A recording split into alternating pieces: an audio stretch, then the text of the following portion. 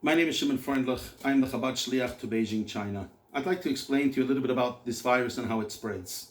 When somebody coughs, sneezes, or spits, the droplets remain in the air up to 60 seconds at a distance of 3 feet or 1 meter. When you walk down the street, you may not even know that 60 seconds beforehand, somebody sneezed or coughed in that place, that it has now hit your hands, even if you're wearing gloves, or your face. It is for that reason when you come home, the first thing you should do is take your shoes off by the front door. Take your coat and leave it at the front door. Before you touch anything else in your residence, go straight to the sink. Wash your hands with disinfectant soap as well as your face. Those are the two areas that are exposed outdoors. I'm saying this because this concept of outdoor minyanim is a terrible, terrible idea. It is killing people. It is putting people's lives at risk. Why? For the simple reason, if at normal outdoor temperature, the droplets last for 60 seconds, imagine with a little bit of wind how far that is carried. It doesn't matter if you're 2 meters apart. You touch the Etz Chaim of the Sefer Torah. Somebody touched it beforehand and the virus has attached itself to their gloves. You are now going to get it as well. Outdoors, it's impossible for that length of time for a person not to touch their eyes, nose, and mouth, which is how it enters into the body.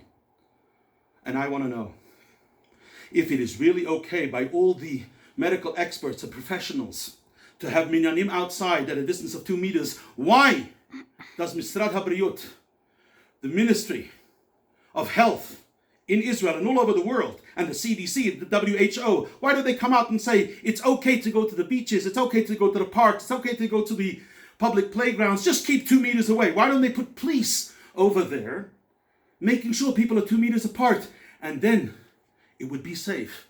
They don't do it because it's not practical. If you don't want to take my word for it, why don't you find out from all those people, the Rahman al-Islam, that died this week because they attended a Purim party, because somebody wasn't careful, because somebody made a minyan, because it was so important. Halacha is full of the importance of a minyan. Not when it comes to a pandemic, not when people's lives are at risk. People are dying. But somehow, people have to run to this minyan. Everything else we push aside. Pikuach nefesh docha hakol. The minyan is also included in hakol. And therefore, I implore you to make sure that you do not do anything reckless, irresponsible, and because you want to, you feel like you want to do it. Understand, God could do anything.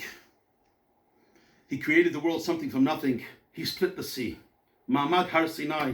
He gave the Torah Mount Sinai. God can take care of this pandemic. But we need to be responsible. We are fighting an invisible enemy. Because you can't see it doesn't mean it doesn't exist. And people say to me, yes, but my rabbi said it's okay. And I want to tell you something. I'm not questioning the knowledge of your rabbi. I'm not questioning his intellect. But I look in this week's parsha, in the Torah. What does the Torah say? Im hakohen hamashiach yecheta, that the anointed Kohen Gadol, if he sinned, yes, inadvertently, he could have made a mistake. The Torah goes further and says, V'im kol hadat b'nei Yisrael yishku, that if the entire congregation of Israel inadvertently made a mistake, how is it possible? Rashi says, what does it mean?